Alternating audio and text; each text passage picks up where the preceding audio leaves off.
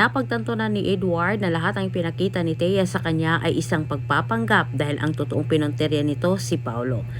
Ngayong lumabas na ang totoo, tilang magsanipers itong si Marge at Edward sa kanilang paniningil. Ngayong pareho na nilang alam na sila ay pinagsinungalingan ni Thea at Paulo.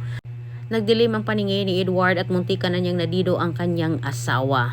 Ipinagtanggol ni Thea ang kanyang sarili at itinuro itong si Greg na may pakana umano sa pagsisinungaling nilang dalawa ni Paulo.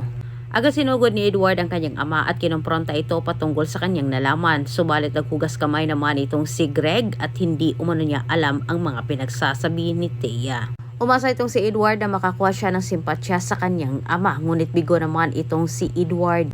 Bago si pinagmukha palalo ni Greg na kinampihan itong si Paulo kahit paulit-ulit na siyang sinaktan ng kanyang kapatid. Sa ginawang panginginsulto ni Greg dito kay Edward, ang siyang nagtulak kay Edward para mapagbuhatan niya ng kamay ang kanyang ama, bagay na ikinagulat din ito ni Greg. Samantala sa kabilang banda, wala nang takas itong si Paulo. Alam na ni Edward ang totoo. Mas pinili pa ni Paulo na pamukhain ng tangits itong si Marge sa harap ng abogado at protektahan itong si Thea para hindi lang mailabas ang kanilang lihim.